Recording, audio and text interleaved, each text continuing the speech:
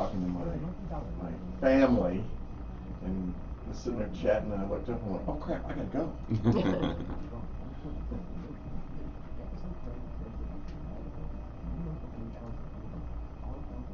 So didn't get here as quick as I wanted to.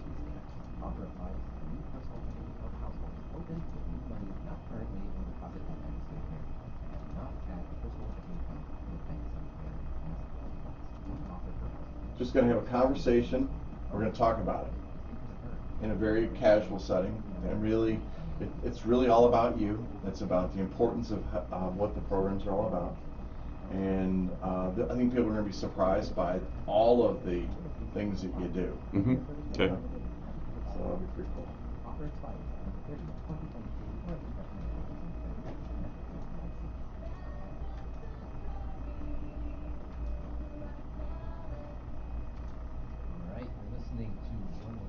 Here we go.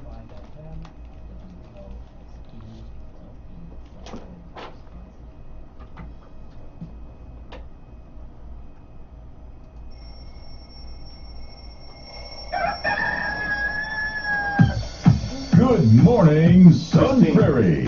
Time to rise and shine. What? Time to pour the coffee with Bill. You must be human. Time to rise and shine with Bill. He has all the ingredients for disaster. Time to get going with Bill. She is phenomenal. Welcome to Baker Street with your host, Bill Baker.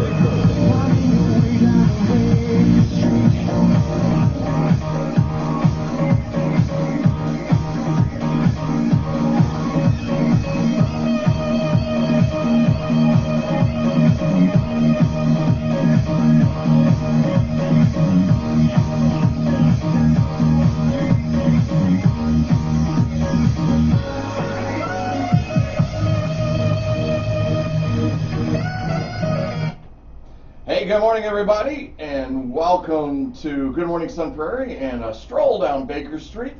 I'm Bill Baker, your host. Glad to be here, and I know for some of you out there, you're like going, what in the hell are you doing in the studio today? Aren't you supposed to be on your honeymoon?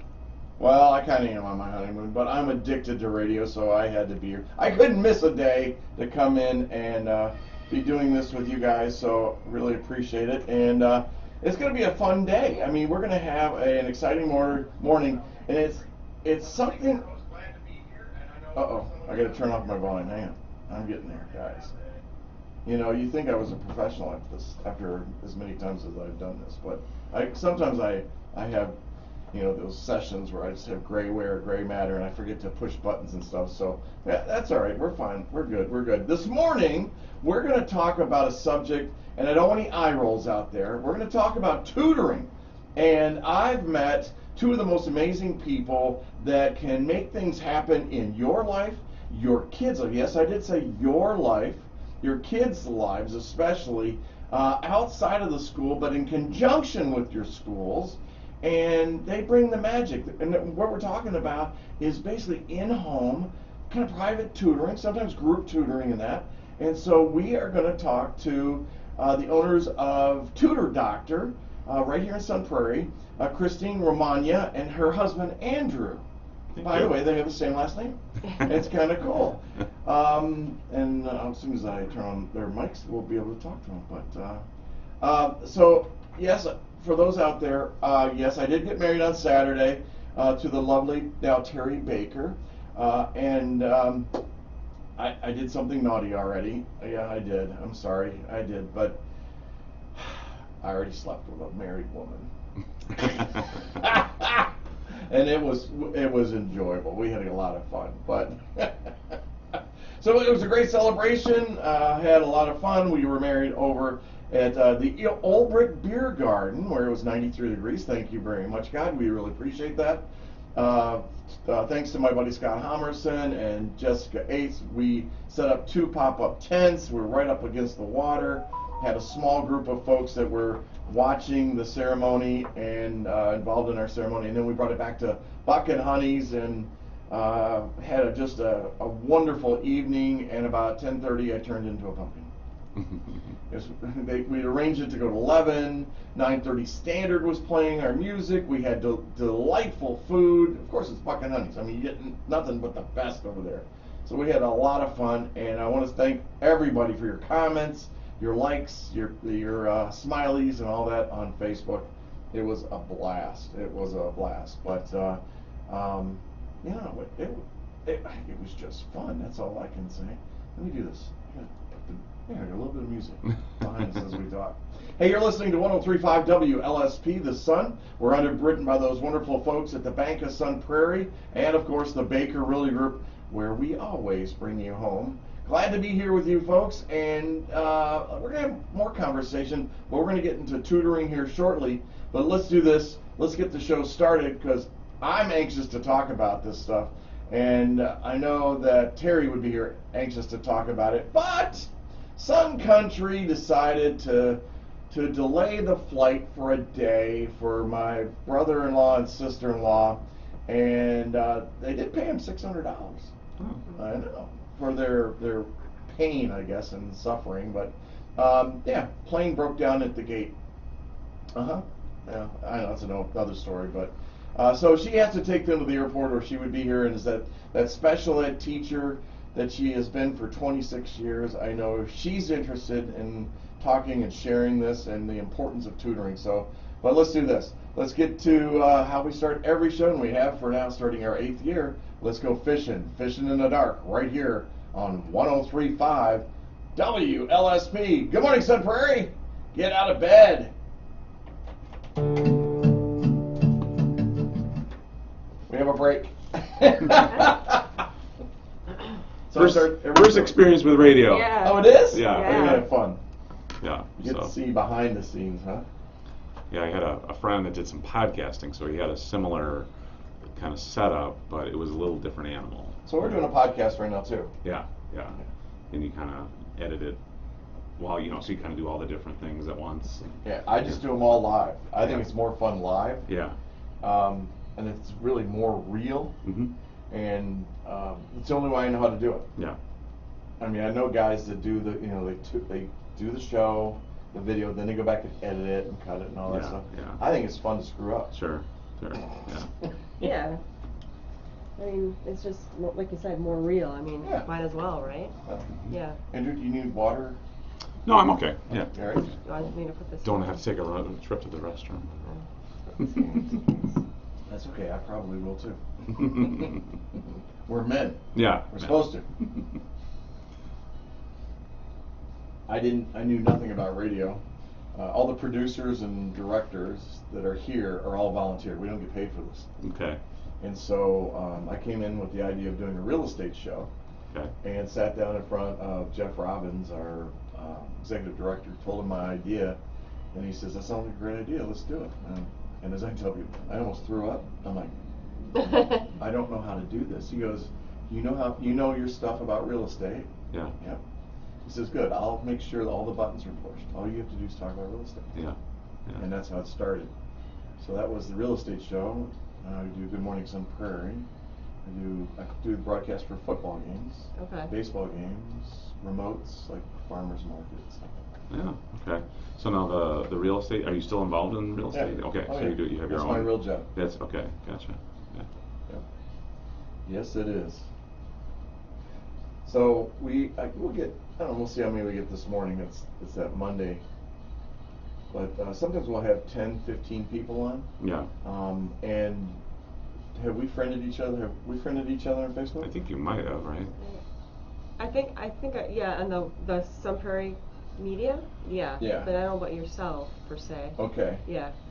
Go to, if you wouldn't mind, because Mhm. I got one here. I could do it. On Facebook? Uh-huh. Okay.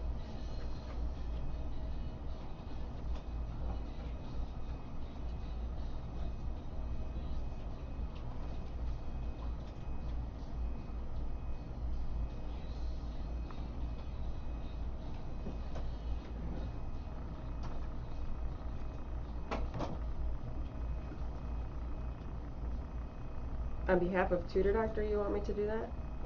I just sent you a personal friend request. Okay. You live in Eagle, Wisconsin? Yeah. Wow.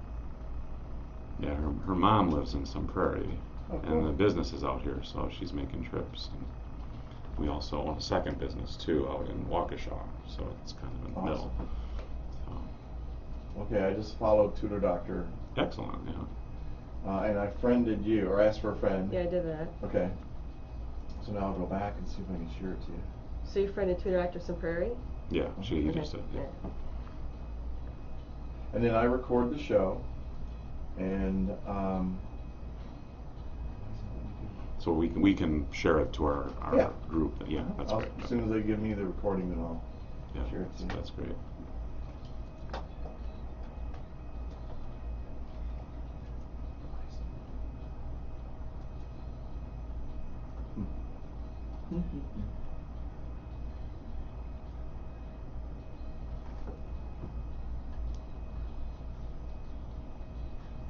Where's his half apron for talking about?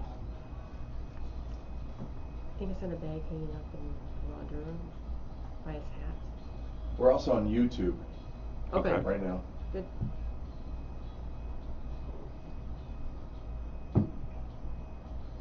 Good morning, everybody on Facebook. Hope you guys are enjoying it. Not doing anything yet, but we're going to. We're going to get into this, and I got 7 pages of notes. Oh, wow. That's because it's big print. Yeah. I got bad eyes. I was amazed. I really was. I was impressed with the website, Thank you. and we'll talk about that. But in the areas that you cover, Arabic. Oh, Well, it's all about matching. So the situation is we meet with a family, we get to learn about the family. Shh, not yet. I gotta tease it. This radio, I gotta tease it. Oh. Yeah, but it's all, we've had some really interesting requests, and so. Well, I think it's a great idea. And I'll share this on here too, is that, my spouse is basically going to set up a coaching program. Mhm. And it was funny because we were having a conversation about this originally. And I said, "You're taking a coaching class?" I said, "Don't you realize that for the last 26 years, you've been coaching?" Yeah. Yeah. That's true. And yeah. mentoring, Yeah, however you want that's to say all. it. For Yeah. sure. Yeah, the executive skills and academic coaching is very important. Yeah. With the kids, and not just, right away, just on their phones all the time. Right. They don't have that breadth of experience and knowledge. So. It's kind of like my son. He came out of the Navy after 8 years, and he's the commercial scuba diver, but he's not sure he wants to do that now. Mhm. And he's like, "Well, what, I really don't have any skills. I should have gone to school and all that." I'm like, "Dude, you're on an aircraft carrier, and you're responsible. You're the supervisor from getting those Yeah. bombs onto the plane." I said, "Do you realize the responsibility? First of all, they had to arm them down in the bunker. There's a bunker in the aircraft carrier, Wow. which I think is Yeah. funny. Then you got to bring it through a series of elevators where there's no electronics. Everybody has their cell phones locked in lead boxes." Wow. I said, "You have the management ability that's so far ahead of people that are your age." Yeah. "Really? I was just doing my job." "Yeah, yes, you did." Just seeing how much time we got.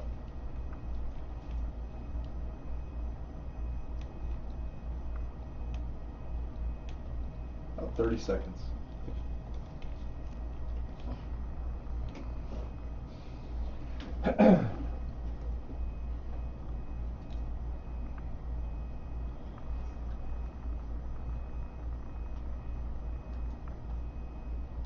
Yeah, I love me some Bachman Turner Overdrive all the time. You can't get me, a day doesn't go by. I mean, this is one of those oldie bands, right? If they were playing somewhere, I'd drive to go see them.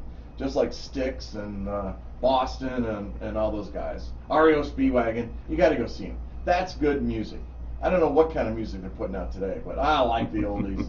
It's that old time rock and roll. Oh yeah, back to Bob Seger. We always get back to Bob Seger. But it's fun. That's good music, guys. Good music. Hey, just to remind you, Bill Baker, you're listening to Good Morning Sun Prairie, and this morning we're talking to the owners of Tutordoctor, Christine and Andrew Romagna, and glad to have you guys here. Thanks for having Thank us. you. Yeah, Appreciate you've it. got to talk into that mic. Thank you. You can raise it up, make it more comfortable. Okay. We're going to be here a while. All right. Wait, what? Here, raise it. Oh, push it up. There you go. Okay. Look at that. All right. Most people think it's like a monster. It's gonna eat you. You're like, I've never done this before. It won't hurt you. It's great. But isn't it cool to hear your voice in your ears? It's a little weird. It is. You've got a great radio voice, Andrew. Well, thank you. Yeah. Hey, you guys created this business. I mean, Tutordoctor. I love the idea of tutors, first of all, because they're important, and I think society forgets about that, and they think it's the job of the school district to teach their kids and everything. And I think what people forget is it takes a community to educate a kiddo, and that means the school district, the teachers, the parents. Hello, parents. Yes, you're responsible there. You're one of those teachers. But then sometimes, just sometimes, you need a little extra help, and that's where the tutoring comes in. Also, I think that the vision or the view or the opinion of tutoring is for kids that aren't cutting it, and it could be, but it doesn't have to be. And, That's right, and the yeah. programs that you guys have really are so diverse.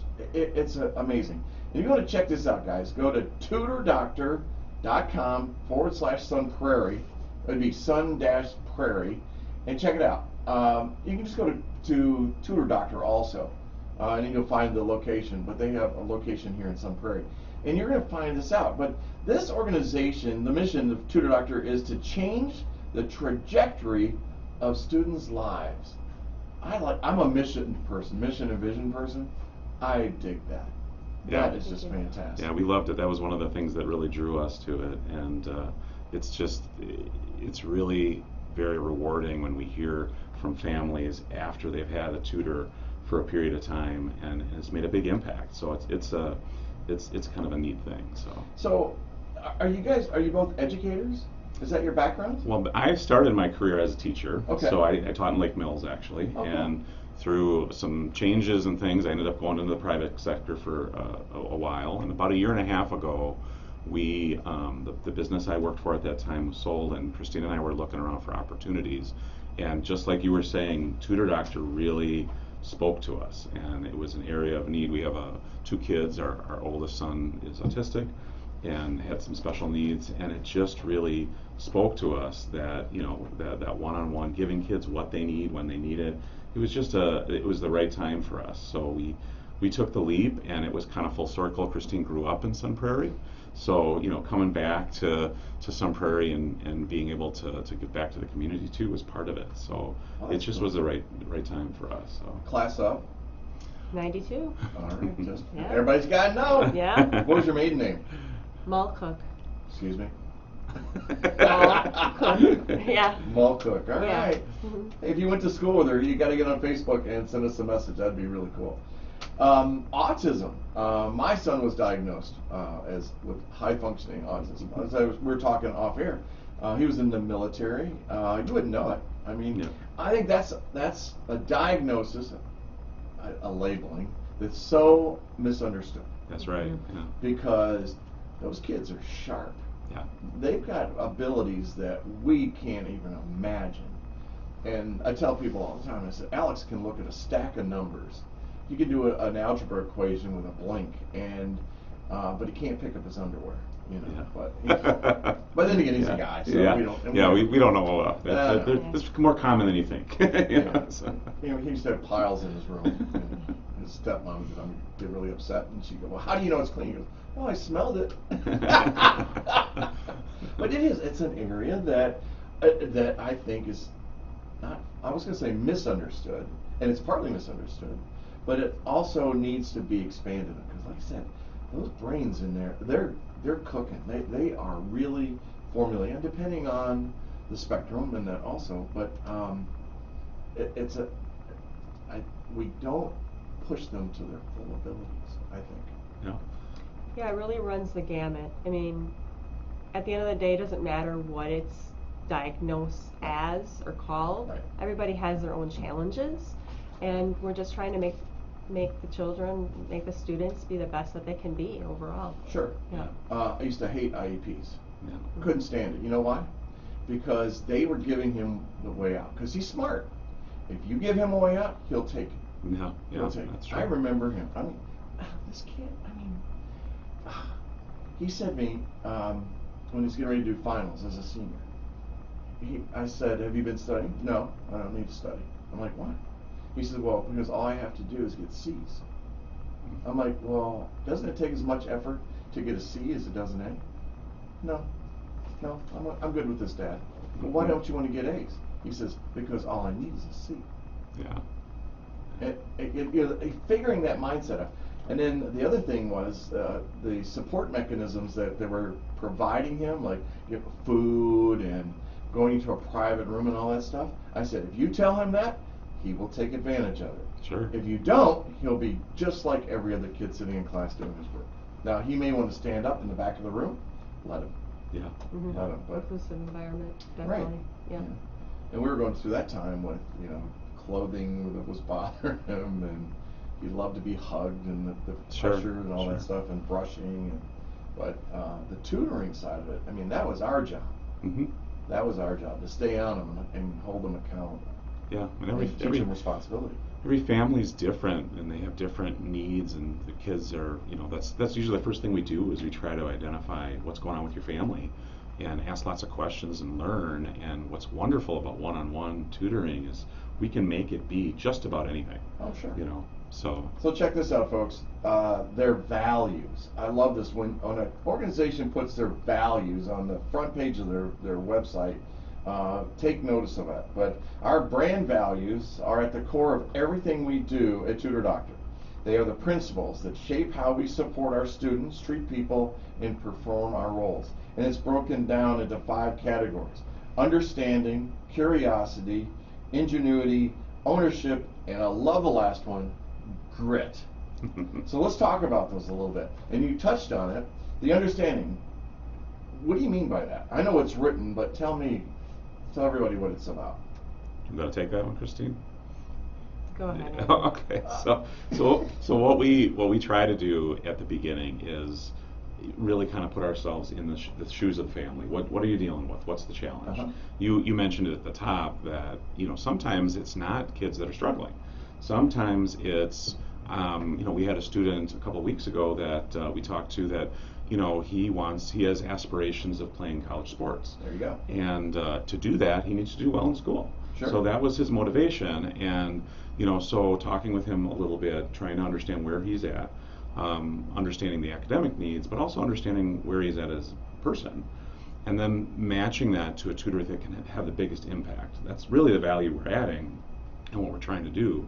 But it all comes from stopping and listening and understanding where they're coming from. A lot of times we're talking to parents, Mm-hmm. but sometimes it's the students too. They're both, on having the conversation with us and talking about what they want to get out of it. But Well, you could have that kid, that AP student that is going for that, not the 4.0, 4.2, right. or higher. I mean, they're trying to reach that excellence, and I applaud the parents in supporting that, as long as we don't push the kids too far. I think they need to be social. There's other things, including outside of the educational side, the books, and to say, but teaching them how to get there. Terry says, my Terry, and I'm going to be talking about her all morning because I love the woman. I just married her, and she's the world's greatest teacher. And as a special ed teacher, I've heard the stories. I've lived that for the last 3 years, and it's amazing. But teaching them how to get there, and she goes, well, I don't know physics, and she goes, in advanced math, I don't know that. I said, no, you don't, but you know the steps, the processes to get them to that next level, and having that self-discovery, and that's where the learning happens. Yeah. It's not about doing it for them. Right. It's about showing them how to get there. Sure, that's right. The roadmap. Right. Yeah, and I think the parents are just looking for ways to best help their children, and that's why they come to us, to be able to find different alternative solutions. And parents too try to work with their children, but sometimes it's nice to be able to have somebody else be able to work with their child, because then they'll listen to them. They'll have a different rapport with them than they do with their parents, and then they can, the parents can sit down and have a nice family dinner instead of struggling with trying to finish that homework. Right, exactly. Mm-hmm. And you need that. Mm-hmm. At our family table, when Alex was in school now, and we would have dinner together at the table every night. And the conversation was, how was your day? How was my day? We went around the table and we talked about that. And it was important to share that. Sure. And at that time, there was nothing about grades. It was about how was your day, and including them that. But we did set up time every day, every evening, afternoon, if he wasn't swimming at the time or playing football. I mean, we had time where, let's look at what you've done. What do you need to do next? Mm-hmm. Pull out those notebooks, those dreaded notebooks. I think it's part of our responsibility as parents. I love what your second one is, curiosity, and you touched on it a little bit. We demonstrate the power of learning by learning. We're interested in the inquisitive, looking beyond what is to what could be. Right. Making learning fun. Because, what I think young people forget, or don't realize, they don't realize, is that I'm 61 years old. I still learn something every day, and I love that stuff. Yeah. It's learning, reading a book. Yeah, you have that love of learning, and that's one of the things we try to instill, because it never ends. Right. And learners are able to do a lot. You can do a number of different things, and that's part of what we're trying to share, is that when you come in and you might get stuck at something. So many times we hear the phrase, I'm bad at math, and the way we think about it is it's something that you can work at. There isn't somebody that's just a bad math student. It's just work. You have to put effort into it. You might need something different than what you're getting at school, and we can help with that. Right. But you can do it, and if you are willing to give us the effort, we can help you get there. And that's a big part of the conversation that we're having when we meet with the families. And then you hit on it too, the making learning fun. It's like we don't want students to dread it.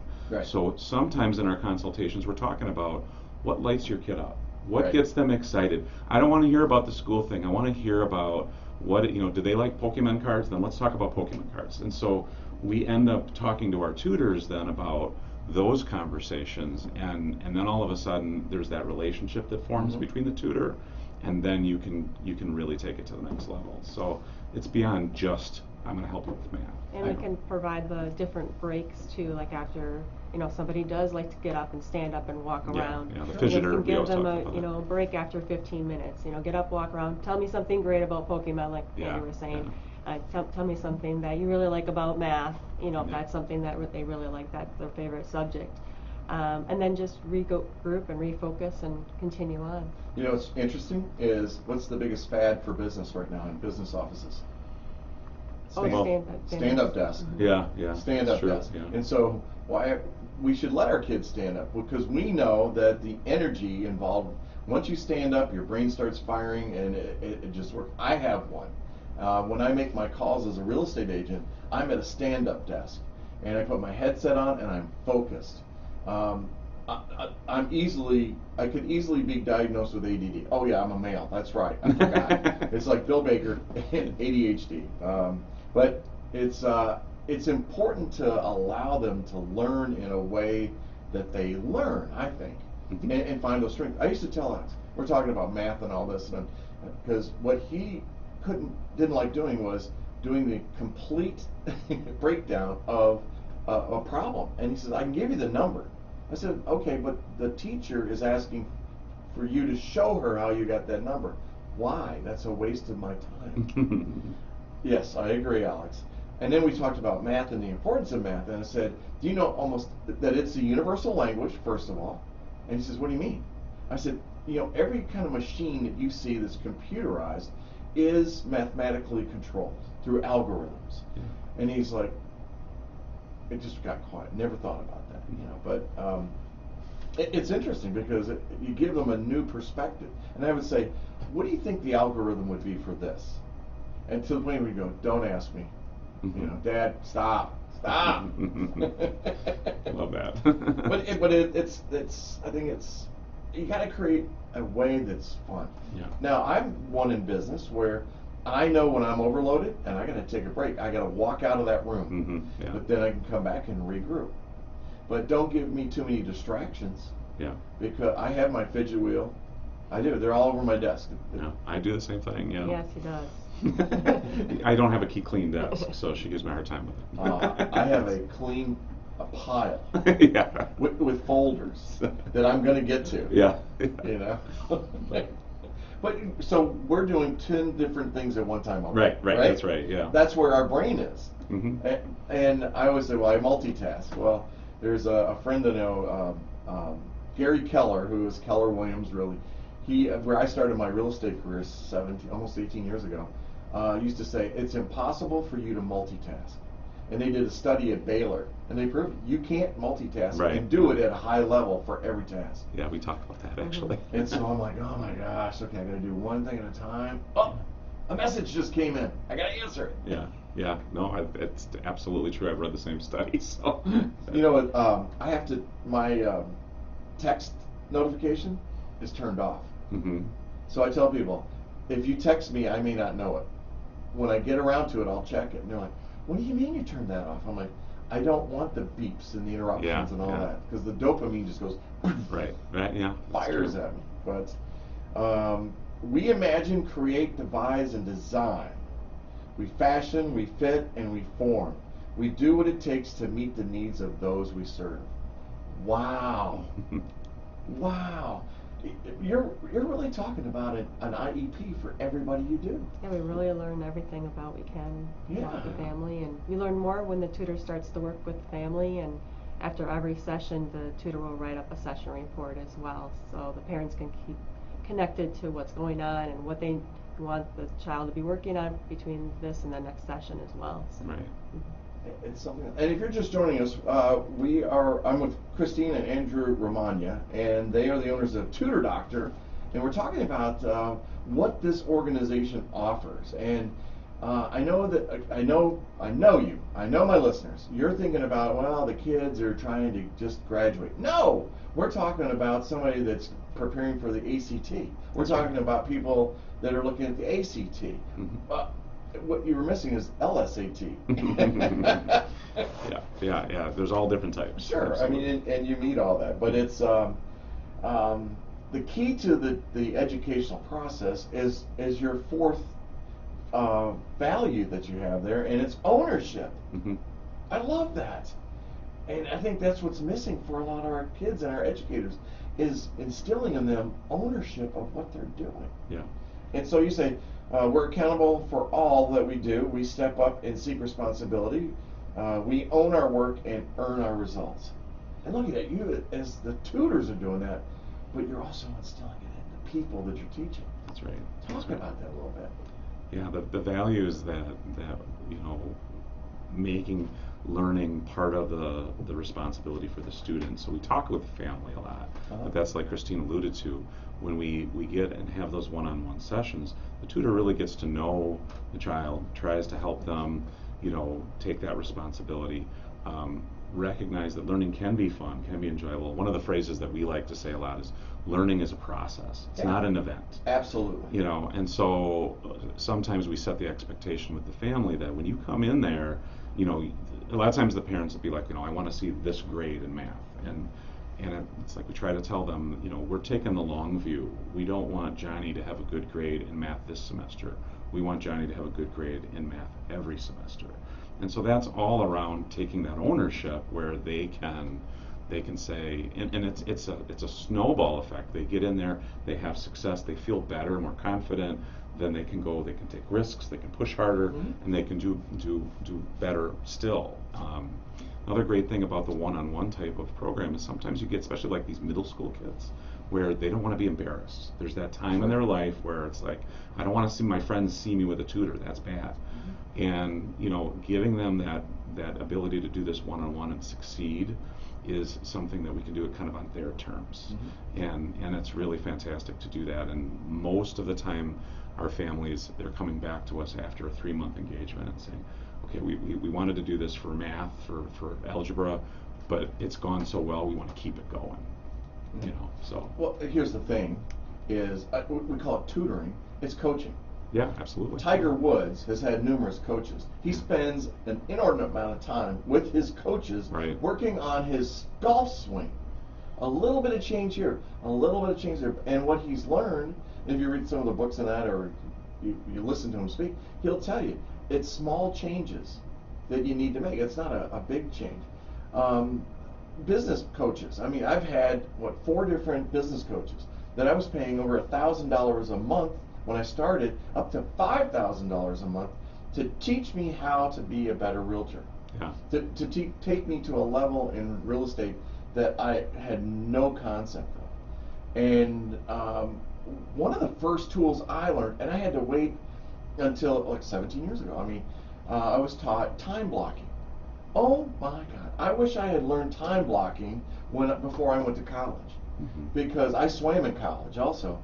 And I mean, you're up at 4:30, 5 o'clock, and then you got to go to practice, then you got to go to training table, and now you're getting ready to go to class. And back then, I really didn't like reading as a kid, and I was a very slow reader. I'm still a slow reader, I think. My mom, when she was alive, she'd knock out 2 or 3 books a week, and I'm trying to get through half a book, maybe, you know. So I struggled with that. If I had known about how to structure my day, my life would, I don't know where I would be today. I don't know. Maybe I'd be sitting in the White House. Well, that's the executive functioning skills that we talk a lot about, which is, you know, yes, we want to help with math, but sometimes it's, you know, organization and being able to communicate with your teacher, your professor in a way that is going to get you the result you want. Those are higher level skills. Right. And you were talking about learning them yourself, but that's one of the things that we talk about a lot with families too, is it's not just a specific subject. It's how can I be a better learner? And in your case it was, you know, clearing the decks and providing that focus time. You know, for other kids it might be, you know, not knowing how to advocate for themselves to a teacher, or being able to, you know, separate sports from academics. You know, there's a number of different things. So. And you're right, Bill. I think it is important to set aside specific time on the same days to be able to do that work, because it really makes you a better person and be able to be more accountable. Even if you don't have homework, there's always something to be done, like you said, additional reading, or review your notes. Review your notes. Yeah. Yeah. I mean, if I could go back to college, and I'd be a much better student. Yeah. Because I dreaded it. So I would be the one trying to jam 100 pages of whatever literature I've got to read, instead of finishing the class and reviewing what I just covered in class, and then taking 30 minutes to read or something, and doing that every single day. Take 30 minutes to read for that class. Yeah. If I could go back and do that in my life, I don't know what I'd be doing. Yeah. I don't know. And a lot of times what we're hearing too, very collaborative with the school systems, but one thing we're hearing is that my child has been told to do 20 minutes of reading per night, but the school has a policy to have no homework. Yeah. So.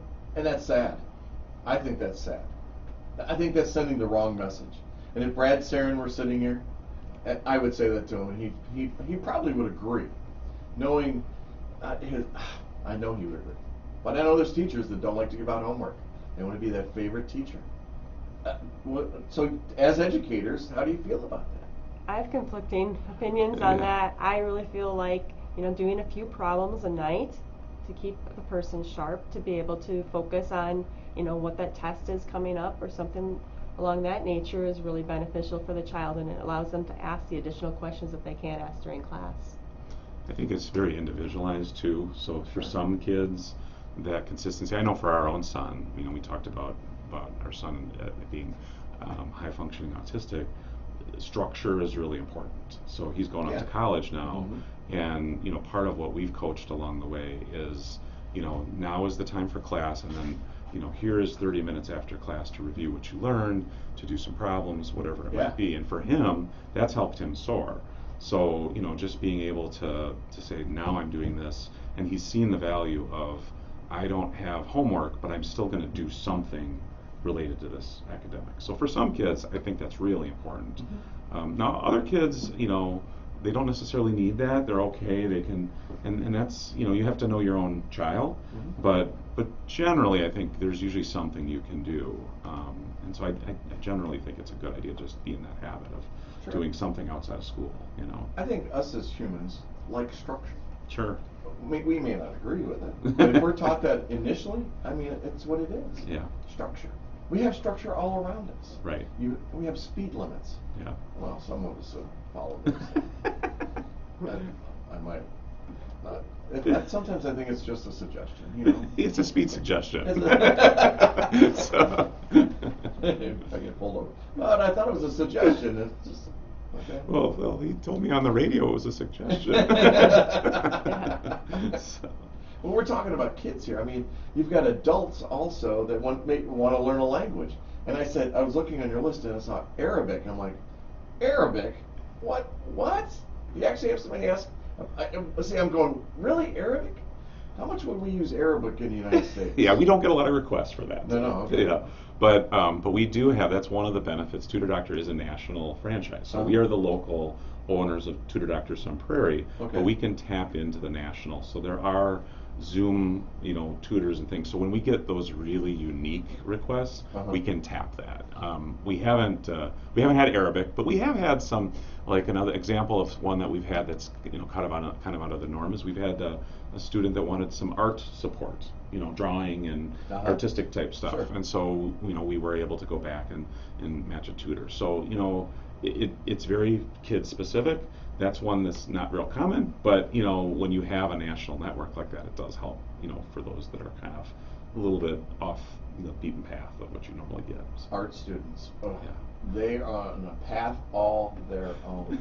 I dated an art student in college, and I remember that she had a task, and they're all-nighters, by the way. I mean, they are the king and queen of pulling all-nighters. Yeah. And so her. You did date an art student, Christine. She had an objective given to her, and I'm holding my fingers out because they were given a Bic ink pen, and they had to draw a picture. They had 2 days to do it, and you had to empty all the ink from the pen, and you couldn't just pop the cap and dump it on it. You had to make a full picture of that, and I don't think she slept for 2 days. Oh, jeez. Yeah, I mean, that's just who they are. I mean, yeah. I'm like, oh, we dated for a while. She couldn't believe I spent so much time in the water, and I couldn't believe she spent so much time drawing. Yeah, to each his own, I guess, right? So the tutoring process, let's talk about this, because the experience with Tutordoctor is different than people probably envision on this.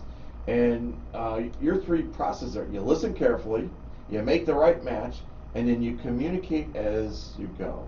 That's right. So let's break those down. Listening carefully, what does that mean? Well, when we identify a family that would like to potentially work with us, we offer a free consultation to meet with them, and we do that via Zoom. So then from that consultation, we're able to find out more information about what the needs are of the family. You like Zoom? It works okay for this purpose. We used to go to everybody's homes and things like that, but everybody, like you said, everybody has a very busy schedule, so it really does allow us to flex and be able to meet with them. Part of that too is we do get families they'll call us up and say, well, how much does it cost? And we always say, let's talk first. Let's understand what's going on. We're not going to charge you for that. Let's just talk. And so we allow them to do Zoom because it fits their schedule, but it also allows us the opportunity to ask these questions. We like to say that this isn't the free tutor in the library. This is more of the comparable is more of like the personal trainer at the gym, where you go to one personal training session, fine, but if you really want to see results, you have to invest in that personal trainer, and you have to go to the gym regularly. It's the same kind of idea. So that's the first thing we try to convey in that session, where we're getting to know them and we're listening and asking them lots of questions. The other thing Christine and I always say in every session is we're not high pressure salespeople. So everything we talk about, we take notes. I make the same joke in every meeting, which is that she takes the notes. She doesn't trust me to take the notes. So I get to be the pretty face in front in Zoom, and she gets to sit to my left and take the notes. But then after we do that is we'll package it up, send an email, and say, here's our recommendation. And then we let them, talk about it with the family and things like that. And that's been very successful because I think there's this opportunity for, them to talk about it as a group, and then that comes back to that ownership. When little Johnny's on board and they say, yeah, we want to do this, then that's when we get the great results that we expect. Well, I think that's a great approach. Yeah. I do. But everybody wants to know the cost right away. Sure. And as a salesman myself, for many years, healthcare before real estate, sometimes I think salespeople have a tendency to hide the price. Sure. And they're out there. It's like those solar panel guys right now. Oh my gosh! Don't get me started on that. That was another show. That was a fun one. It's to me, it's like, well, like you said, what are you looking to achieve with tutoring? What are you looking for us to do to help your blah? Yeah. Or help you or whatever. It's like before I had a business coach, I would get golf lessons. Get lessons. I love that lesson. So I was doing 3 lessons a week, and that was about $50 to $60 per lesson. Then I realized one day I'm spending more on my golf game than I was on my business. Mm-hmm. And just the lights turned on. I cut down the golf lessons and to 1, maybe 1 to 2 a month, and then I really focused on a high level of business coaching, one that was specific for real estate, with a coach that I fit with. And I interviewed several before I chose coaches, because I think it was important to do that. Cost, man, it's like, what's it worth to you, I think. And that sounds like a salesman-y thing to say. Yeah. We also say too, we talk about an investment versus a cost, right? So an investment is something that you spend money on and it grows. Right. And education is definitely an investment. You were spending money with your coach because you were getting returns on that. Right. Cost is when you go buy that latte from Starbucks. but which is good. I was just to say I don't have any I don't begrudge anybody that, but you don't get a return on that. Sure, exactly. Exactly. And I don't know how to say it to be nice about this to people listening. It's your kid's future. It's your future. It's what you make of it. And what I tell people, when I tell people I was paying $1,000 to $5,000 in coaching, they're like, "What? Oh my gosh! Why would you pay so much?" I said, "Because my return is huge." That's right. And the things I've learned. And I'll never forget my first coach, Drew Lee. First day that we got together, and we're doing this by phone, because he was in Texas or Oklahoma. And I met him at a conference. We sat down, we talked, and then we had our actual coaching and that. And he says, "Bill, I need you to." He says, "I know you're divorced." And I said, "Yep, I am." And he goes, "Well, I need you to send me a check made out to your ex-wife for $500. I'm like, "Why would I do that?" He says, "If you don't follow through on what you've just committed to doing, because you did commit to me that you're going to make your calls and your follow-ups and all this," he says, "I'm going to send it to her. And then I'm going to ask you for another one." Now, a lot of people are going, "That's just BS, right?" But that was a tactic that he used to hold me accountable. Right. And I love to tell the story, and if Drew was here, he'd roll his eyes. He's gone on to be one of the top-rated real estate coaches in the United States, and with Ben Kinney and some other people. But it was something that stuck out. And I never, ever, a check was never, ever, ever, ever sent. Yeah. But it was that accountability, and I think we forget about the accountability stuff. That's right. Being responsible for your actions. Right. And that's similar. Private tutoring can also offer that. When you're making this investment, Mm-hmm. you're taking it seriously. Your child's taking it seriously. That's holding you accountable. Your tutor's going to be there on Tuesday evening. Your tutor's going to be there on Thursday evening.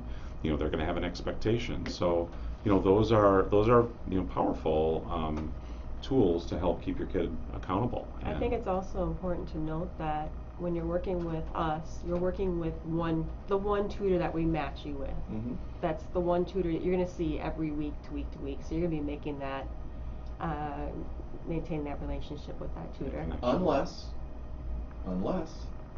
it's not working out. That's right. And you get that feel. I've done this. That's why I've had more than one coach. I wanted a different perspective. Yeah. I was leaning more social media oriented, so I needed a social media coach.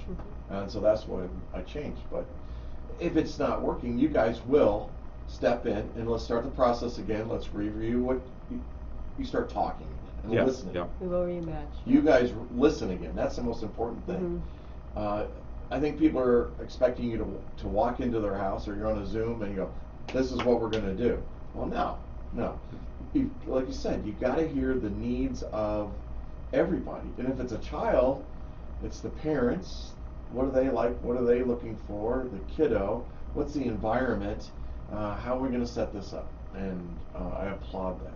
I really like that. You make the right match is where I was going. Because that's the second step of this. And I like how you said this. Does your kid like video games? Duh.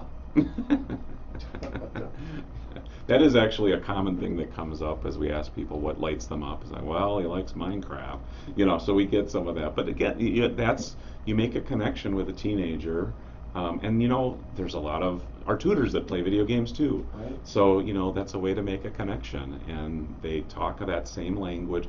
And we love teachers. A lot of teachers are tutors as well.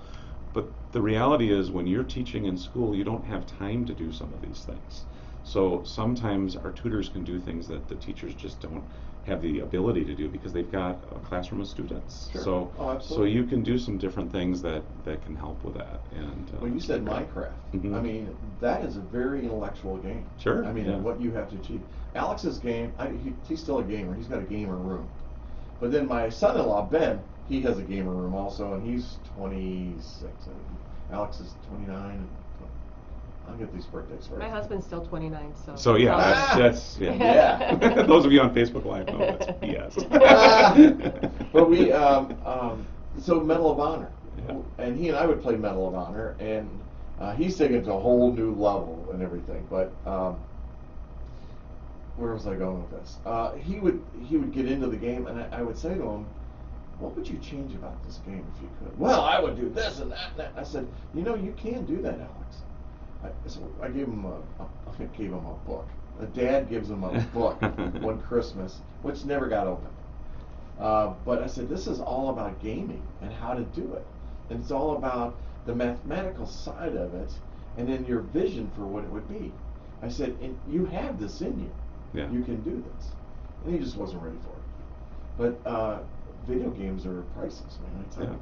Yeah, you can definitely see different ways that people light up. Right. Yeah. Yeah, I'm just trying to find that light in them to help them be encouraged and build that. A lot of internal teachers are support. using gamification too, so we talk about video games, but gamification where you make it if you do this, you earn so many points, you can get, we do that. Go back to the fitness analogy where you can earn prizes and things like that. I mean, we as human beings are motivated by those things, and instead of shying away from that, leaning into it a little bit is another tactic that some of our tutors will use to get little Johnny to do the things he needs to do to get it to the next level. I have a small group of guys. We call it men's prime. We're all over 40. I'm actually the elder member at 61, and there's 8 of us that are in the group. Back then there were 8 of us in the group. We meet every Tuesday and Thursday morning, and it's weights. It's weight training on that. Oh. And working with a coach, Craig Kuchenbecker, who's done a fabulous job. But all of a sudden, Craig threw out this idea. He says, why don't we, in the next 8-week session, he says, why don't we put some skin in the game, and why don't each one of you put $100 in, and whoever loses the most weight, gains the most muscle, and has the greatest fat percentage loss will take the jackpot. Oh, I love it. And Bill is very competitive. And so I immediately stopped drinking, and I started really watching my food. I was going to win that money. I got one guy that's like 350 in the group. He's a former football player, played in college and all that. Another one that he's about 3 1/4, used to play football. And they're like all 6'5", 6'6", Then I've got some other guys that are smaller than that. But anyway, we're throwing all this weight around. And I just said to myself, I'm going to take that money. This is a Mhm. great challenge. So that incentive you're talking about Yeah, yeah. was wonderful, and I enjoyed all $700 of it. Yeah, congratulations. Thanks. That's 9-pound weight loss, Mhm. it was 8 pounds of muscle gain, and 6% of body weight in 8 weeks. That's great. Yeah. Oh my gosh, I smoked them. So how many days were you at the gym that week during that stretch? Well, I added a third day. A third. Okay, Yeah, 3 days. got to do that. Yeah, that's great. Yeah. But what I'm getting to is there was that challenge, Hmm. and all of a sudden the competitiveness came into. Yeah. Oh yeah. It makes a difference, you know. So you have that with a student, and you try to connect with them that way, make a challenge, you know. Right. You know, well, you can use grades, or you can use getting homework in on time, or you can get Stickers. You know, yeah. Well, yeah, you can do that too. You know. Food. So, I like communicate as we go. I love that. After each session, we share how your student did. So how do you do that with an adult learning a language? yeah, so we kind of make it part of the tutoring process. So at the end, they do a review, and they pull up the computer, they start typing into the session report, and they come, well, what do we talk about today? Here's, you know, and sometimes if there's homework, you know, well, we want you to work on this. So like in the case of an adult, where you're learning a language or whatnot, you're probably asking them to do things in between sessions. So, and then that gets packaged up. Christine reviews each one of those, makes sure everything's on track, and then shares it back. In the case of an adult, it would be back with the adult, but in the case of a student, it would be with the parents, so that they know where they're at and where we're still working and things like that. So. Right, and during the consultation process, we always ask the families, you know, what is your goal in the next 3 months? So we know, like, over the next 3 months, what we want to work on. So then they review these session reports as we're turning them in, so they can keep on progress. And Right, are see we on what- track, yeah. and do we have to redirect? And so that's, you know, so not only do you have a tutor, but you have Christine monitoring that, and then talking with the tutor offline. Okay, let's tweak this. You know, this isn't working. Let's try something different. This is working really well. Let's do more of that. Right. Things like that. Parent-teacher conferences suck. I've never agreed with them, and let me tell you why.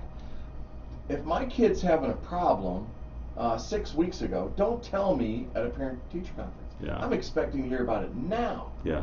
And I always thought they were a waste of time. And having when you have an IEP, I mean, I'm communicating with the teachers quite often, and the psychologist, or social worker, psychologist, and all that stuff. But I couldn't believe other parents didn't have that kind of connection with the educator. Yeah. You know, so I love how you communicate. That's the most important thing, and we've forgotten, I think, as a society, how to communicate. Yeah. Because we got this digital thing in front of us called a cell phone, and we're texting, emailing, and all that. I have real estate people. Oh my God. So if I have a house for sale, I've had people send me an offer in an email, and they go, I hadn't heard from you about the offer I sent you. I'm like, they're calling me now. You didn't respond to my offer. I said, well, I didn't know about your offer. I emailed it to you. I'm like, well, sorry, you should have called me first. I'm sending over an email for your review, or sending over an offer through email for your review.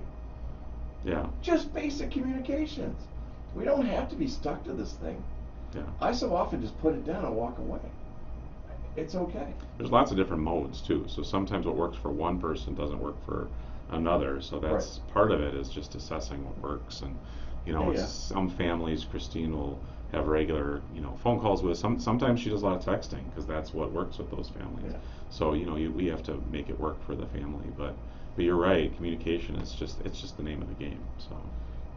Have you ever had your kiddo text you and then you call them and they don't answer? They all the time. What the devil's that about? What are you doing using the voice part of the phone, Dad? I know, right? Yeah, I Well- think that's important too when working with the teachers, especially as you get to the middle school and high school levels. The teachers are going to be working with the student, not the parents, and they're going to be relying on the student to take that next step. Yeah. And so kids don't know how to write a proper email Oh, Yeah. to their teachers Oh, to that's say, true. you know, can I review my test? Because they don't want to ask the questions during class. You have to turn things back in. It used to be, You know, we went to school and we got our Friday folder, right? We got our Friday folder, our packet of stuff comes home, our parents can see everything. Now everything's stored in the cloud. You don't bring that information home. Right. So the families really need to be an advocate for their child and Sure. be able to seek that information out. And the student needs to take more of an active role as become, you know, in the high school level too, to be able to advocate for themselves. Yeah. I think you're right, and that was a great point to take a pause on. Let's reset the show. We'll give you a chance to take a breath, grab something to drink if you want, and we'll come back with you guys in just a second. Don't forget you're listening to 103.5 WLSP, The Sun, and we will be right back. Hello, good morning, how you doing? Good morning. Good morning. That's an hour. Yeah, that's great. Goes fast, doesn't it? Yeah, It that's does, great. yeah. It's good. It's good. Good conversation. Good morning, Sun Prairie, and welcome to Baker Street. The question isn't what are we going to do, the question is what aren't we going to do. This calls for the old Billy Baroo. Time to rise and shine. Now here's your host, Bill Baker. Hey, thanks, Lisa. That's my former producer, Lisa Wolf, and she does such a fabulous job. Love her, miss her. She's amazing. We gotta get her back in here on the show. Hey, don't forget that this Monday, being tonight is Sunshine Supper, and QBE is the sponsor tonight, and it's going to be pulled pork bun, potato salad, and green beans. Come one, come all. Stop down on Main Street, right across from Stark. Pull in the back, come up, tell them how many meals you want. You're going to swing around the building, they're going to put it in your car, and you're off and running. There's no limit to the amount of meals that you can ask for. 1, 10, 20, that's okay. No judgment there. We're happy to serve, so don't forget to stop by. Hey, tomorrow, Concerts in the Park Family Night. Join us Tuesday for live music, food, games, and more. Bring the kiddos, because children's musician David Landau takes the stage at 5:30, and the Sun Prairie Area Community Band closes everything out at 6:30. We'll have plenty of things for the entire family. Crafts, of course, beer from Working Draft, games galore, and the splash pad. Yes, it's the splash pad, and it's exciting. We can't wait for you to hang out with us and enjoy the great vibes of Wetmore Park. Hey, Thursday night, check this out, check this out, check this out. Streets of Sun Prairie Night Market. Yep, it's going to start at 5 and run till 9 p.m. Join us in Kennery Square and Market Street for our first ever night market that has live music, food, and local craft and produce vendors, which should be a lot of fun. I will be on my honeymoon, and I will not be there, but that's okay. I think I'm going to have fun just the same. I don't know. What do you think? I think you will. I think, yeah, got to go do the honeymoon. And people go, why aren't you on the honeymoon right now? I mean, that's, you know, well, my son is in town from Seattle. My in-laws came in, so we need to spend some time with them. They don't be a fly in, fly out kind of thing, but yeah, so that's where we are. So that's all of our announcements we have. I didn't have any other announcements that they gave me, but don't forget about Sunshine Supper especially, and check out that market. That's going to be pretty fantastic. Bill Baker here. You're listening to Good Morning Sun Prairie and a stroll, as I say, down Baker Street. This morning we have the owners of Tutordoctor, and Christine and Andrew Romagna, like lasagna. I love that's how they said it to me, so I get to say it. I thought that's kind of cool. He's laughing at me here. And we're talking about the importance of tutoring. And I'm going to put /coaching. I have to do that. Because I want, if you're just tuning in and listening to it, I think this is just a wonderful tool that we have available. Now, I know some of you out there, yes, I do know you're out there, you're saying, well, that's the job of the school district. And you know, I'm going to say, wrong. It's partially the job of the school district. They're giving the basis of education. And I believe they're doing a good job. But sometimes there needs to be just a little bit more. Now, what do I mean by that? You could have a kiddo that's struggling, that's not listening to you. But if you could have somebody that's an outsider that'll listen to them and listen to your needs as a group, they might be able to pull things out of that kiddo to get them to a level that's comfortable for them. You as an adult, you as a college student, may be needing a different way of learning. Because we've all been taught, we use the learning that we were taught back from, starting from kindergarten all the way, some of us college. And that may not be the right way. There might be a better way, or a way that can be tweaked. And Tutordoctor can do that, because they're going to give you that individual, in-home, if you want it, private kind of tutoring that's designed for you. And the reason I say coaching is it is coaching. It's teaching you how to achieve through different means. Notice I didn't say success, because success is measured so many different ways. Right. But achieving something. Yeah, if I could take a stroke off my golf game, that's achieving. I keep using golf, and I'm sorry. But just a wonderful organization. And but I got to say this mission again, because I love this. The mission of Tutordoctor is to change the trajectory of students' lives. Don't just think kiddos. Think about adults. Think about that wanting to learn Spanish. It's not because you just bought the program online somewhere. You might need a little bit more help. I am one that does better interacting with a one-on-one person than I am with Boggle. Yeah. I struggle with that. I am not a Zoom guy. Yeah. I'm president of our friends group for the media center, and people are like, why don't we offer Zoom as a way to meet? Because I don't like it. And if I don't like it, that's all I need. I'm the president, and that's what I said. Because I want one-on-one interaction in a boardroom where there's synergy. Because if I'm on Zoom, I'm playing tic-tac-toe as I'm listening. Yeah. Yeah. And I got my fidget going at the same time. Yeah. You know, and I'm moving papers, I'm making lists to do. It's just, for me, it doesn't work. Other people love Zoom. Got to get me some Zoom. I always tell people, my Zoom's broken. Don't know what happened. Yeah, we hear the same thing too, especially after COVID. There was some, learning loss during that time. It all impacted us in different ways, and a lot of families, relish the idea of, oh, you come to my house and you sit at the kitchen table with my kid while I'm making dinner. Oh, that's much better. So we really lean into that because of your experience is not atypical. Zoom is a tool. It actually absolutely has its merits and its time to be used, but really what we're offering is something that's a little different than that. Sure.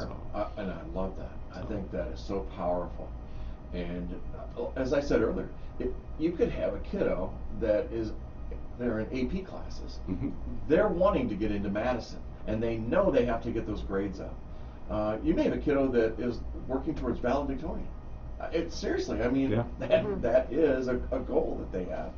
And you're able to help set those goals, or set how to achieve those goals, and give them the path to do that.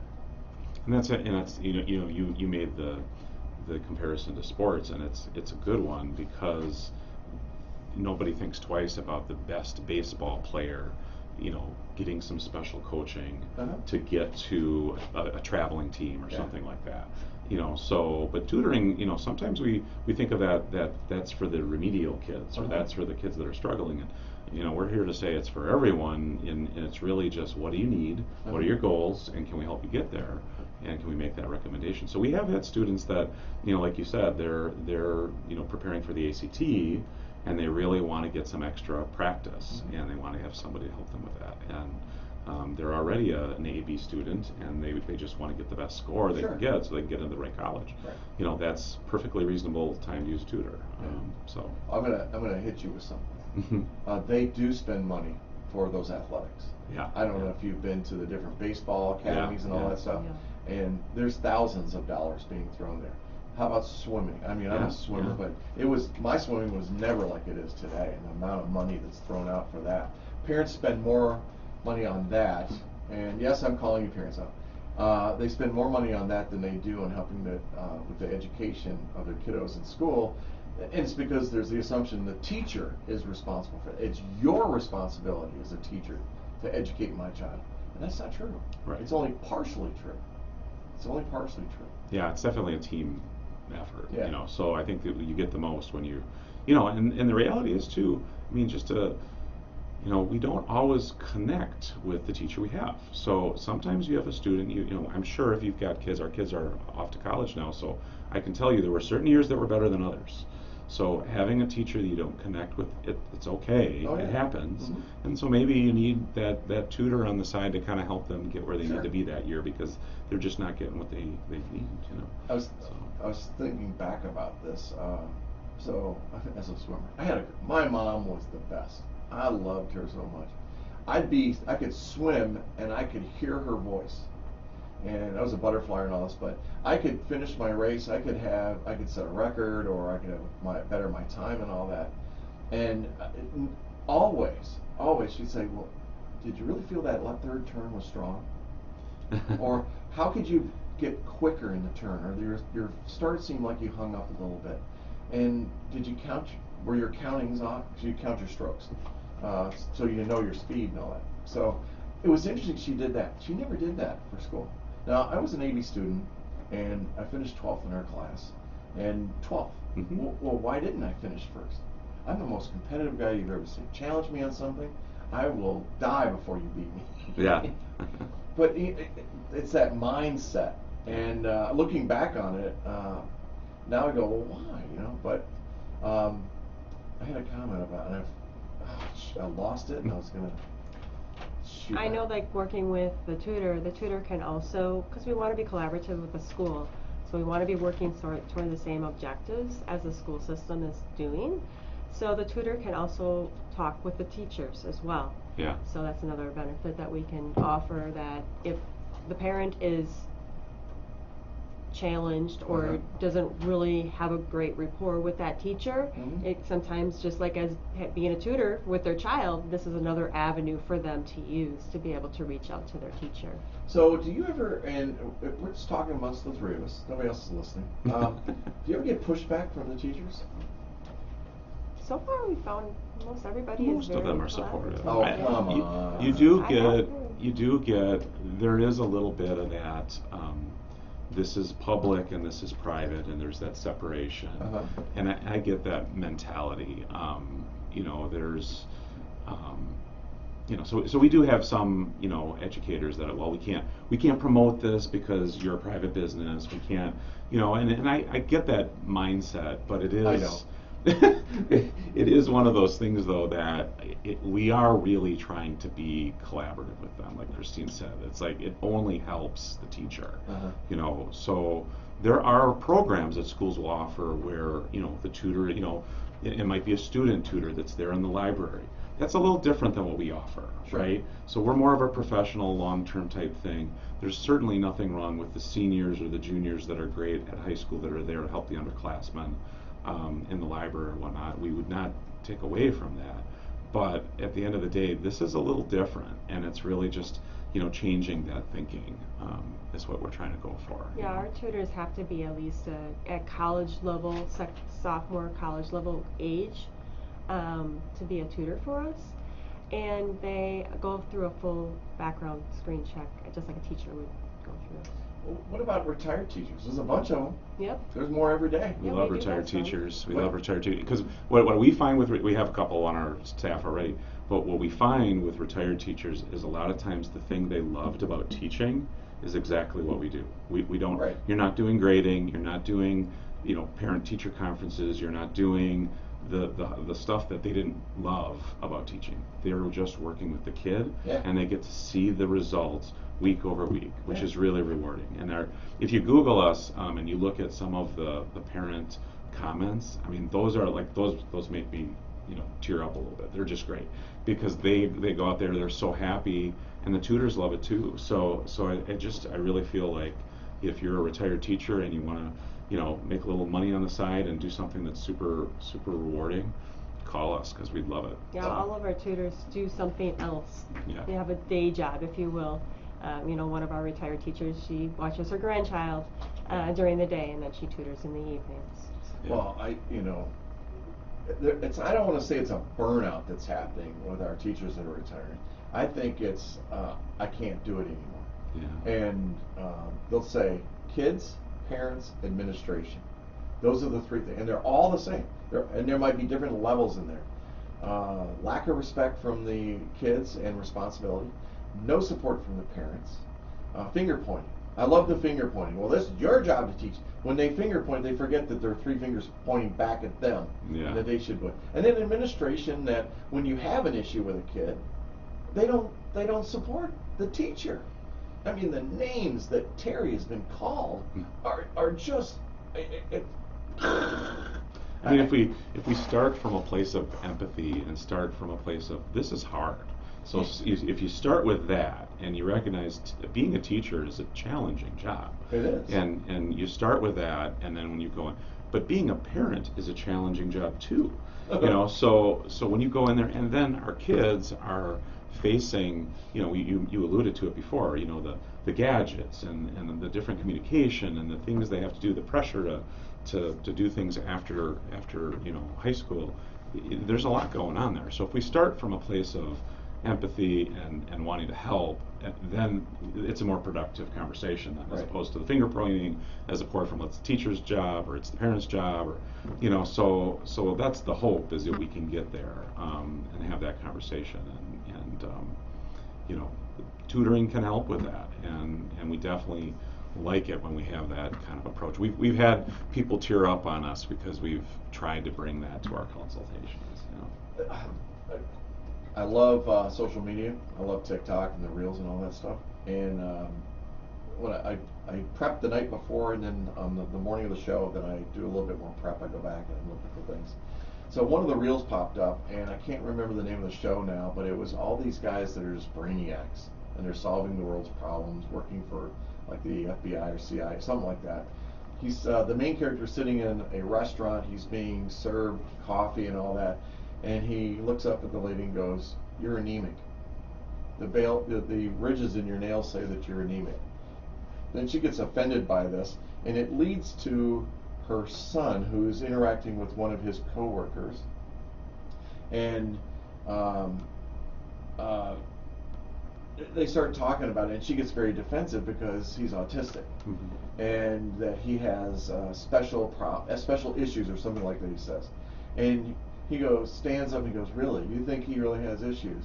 And he looks over and he says, "Look at what they're doing. They've taken all the items. The salt is the king. The sugar packet is the knight. He's playing against a grandmaster, chess master, and he's winning." And she goes, and he was talking about her nail polish. He goes, "The reason he's holding your hand isn't to paint your nails. He's holding it to try and learn what it feels to have contact with you, because he can't experience that. He doesn't know what that's like." And those feelings and how to handle that situation are kind of what we're talking about right here. Yeah. It's something that my wife has been doing for 26 years. She relates to that. And if you don't know that, you're going to miss that opportunity to work with some great kids. Yeah. You know, and help them in their development and achievement. Again, I didn't use the word success. I don't like that word success. I think Everyone has their own abilities. Yes, they do. And let them achieve in that. Yeah. There are people out there that, I love this, they hate taking tests. I can't take tests. I have test phobia or stuff like that. I still don't know why we take ACT and SAT. College is a business. If I can double the number of enrollment for the colleges, they'd have a lot more money, and our state budget would, you know, because during COVID, we wiped that out. That's right. And we just let kids come in, and they did pretty good. Yeah, they did. They did pretty good. But that test anxiety, again, is something that's hidden from the past, that they weren't taught how to prepare for a test. I'm one of them. I'll sit there and just I will admit that my son actually took a test and just went ABCD, BCD, BCDA, and went down, and he got a C on the damn test. Oh. I said, "Why did you do that?" He says, "I knew there was a system to it." Oh. He says, "I was just trying to figure it out." He's figured out the pattern. I said, well, why would you do it? He says, well, if I didn't do well, I get to do a do-over. Yeah, so he's figured the system out. And I'm like, get out of here. I said, why would you want to do a do-over? Yeah. I said, you'd have to study again.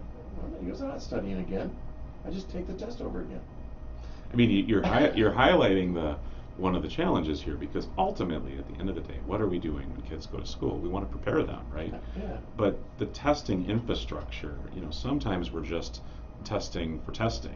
We have high stakes tests, and we have, you alluded to the ACT. You've got different tests, and sometimes you take a step back and you're saying, well, what am I preparing my kid for? To take a bunch of tests? Because that's not what they're doing right when they leave. So you got to find that balance. Now we can't say, well, let's throw out all tests then. Well, you do have to have some measure of accountability. So I'm not saying that, but I do think that understanding a little bit of this need that's out there, and then trying to figure out are there different ways. And COVID did allow colleges to do that. So we are not going to use the ACT for a little while. And guess what? Everything moved forward. Everything happened. Life didn't end, did it? That's right. So, actually, enrollment dropped. And today, enrollment at UW dropped. Right. Yeah. And so, and there's research that says that isn't necessarily a good indicator of success in college. So, it's the system we're in right now. So if you're a parent, you still have to prepare. If you've got a junior and you're thinking about that, you want to prepare your kid. But it is a worthy discussion to have. Are we just testing for the sake of testing? Yeah, I know our son. He was going to technical school, just graduated from that. But he was taking course levels that he really enjoyed and really could relate to. Sure. But so he didn't feel like he really had to prepare much for the tests. Well, there was one semester that he really bottomed out. He basically failed the test, and he's like, what? I don't want to get that. This is going to bring everything down. So they had a tutor, at the college there, and he went to that tutor, and then after that, then he started building the skills to be successful, and now he's going to be going to a 4-year college this fall. But sure. Yeah. So similar to your son, he had the system figured out, and then when the system, because it does catch up with you, it does. Right? And it does. Caught up to him, and then that's when he really started. Okay, I can't keep gaming the system. I have to read the chapters. I have to learn the work. And I have to understand it, and so I can do well. Yeah. So I agree. It's but that test phobia, anxiety is amazing. It's in so many adults, but it was learned back when they were a kid. And again, it's just, my sister, who's an attorney in Chicago, her and her husband have a law firm that specializes in divorce and family law, does extremely well. But her life started as the coach, for the LSAT. I was trying to think of the name of the company. Not Pimby. I don't know. Anyway, I can't think of the name of it. So for about 10 years, maybe 11 years, that's what she did. And so she's taken like 3 or 4 bar exams. Why? Because she wants to make sure that she knows how to take the bar. In Wisconsin, you don't take the bar exam. They want you to stay here. So Wisconsin wiped out the bar. I didn't know that, really. Yeah, Wow. If you graduate from UW or Marquette, you are in. There's no bar exam. If you're going to go to another state, then you take the state portion, I believe, of that. But that test is like 6 hours long. Yeah. It's outrageous. The realtor's test is 3.5 hours long. It should be tougher, by the way, because I don't think the standards are tough enough. But the point I was trying to make is the people doing the LSATs and then the bar exam. I wish I could think of it. Bunbury? No, that's not it. You can look it up on your phone. Yeah, I'm talking to you. I can't get it on my phone. You just said you're going to do one thing at a time. Yeah. So they pay her thousands of dollars. Yeah. To prep them for the bar exam. So. Yeah. Yeah, just because you know the information doesn't know you know how to take a test. Right. Yeah. Right. Exactly. But the point is, they're paying her to get them ready for doing that. Why did we have to wait to that extreme to get them to coach, to get a tutor to help do that? Yeah. And but again, I think we need to, as a society, let's look at it.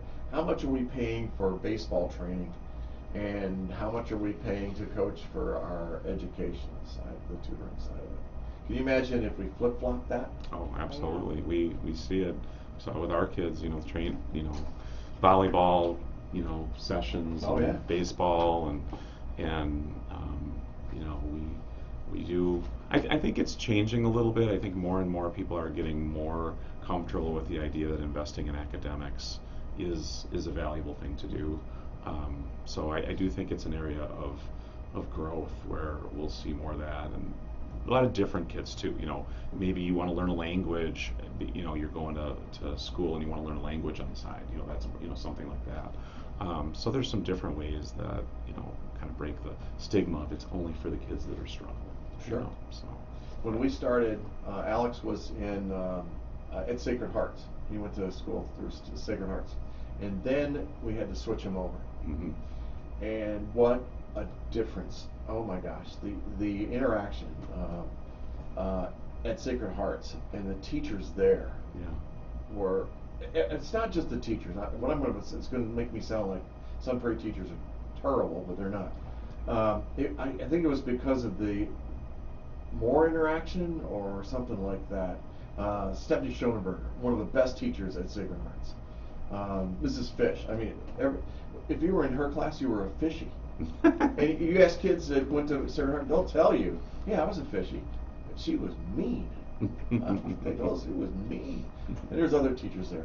But to make that transition into public school, Alex's first day, kid sitting in the front row, Kathy Instead was the teacher, personal friend of ours, and so she knew Alex's challenges. We didn't have IEPs back then for parochial school and stuff, but his first day, kid in the front row, throws a fit, is just blah blah blah, and little F-bombs and MFs and all this towards Kathy, takes the long desk he's sitting at and flips it up in the air and just disrupts the entire class. And that was his introduction to public school. Oh, Wow. That's a rough one. That was a rough one. And so, well, there are challenges. I mean, at the public school. To me, and my friend Brad Singer and Steve Schrader and those guys, they're going to listen to this and go, Bill, I think we need to tear down the educational program and rebuild it. Because I don't think it's working the way we want it to work.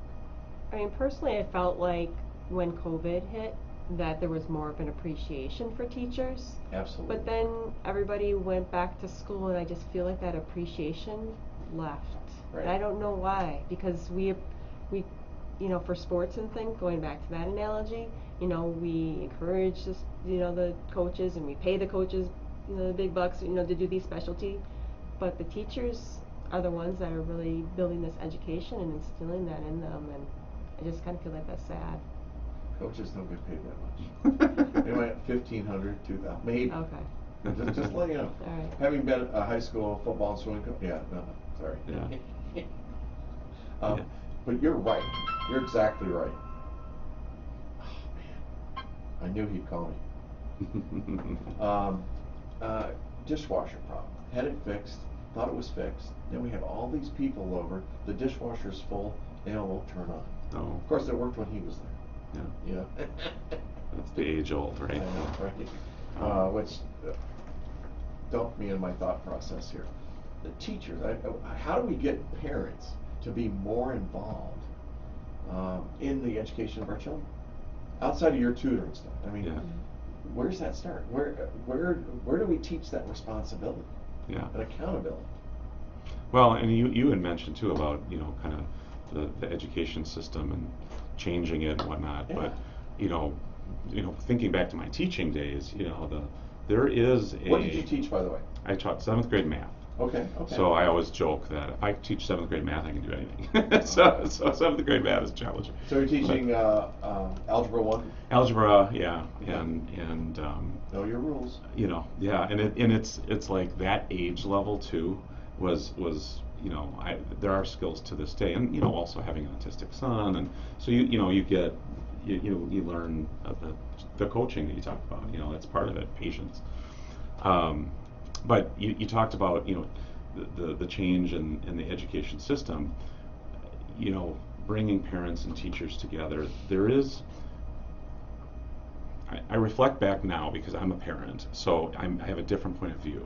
But as a teacher, sometimes you can forget, especially me as a young teacher, you could forget that not all parents had a great experience in school. Right. So you want to kind of break those walls down, recognize that we're on the same team and we're trying to help.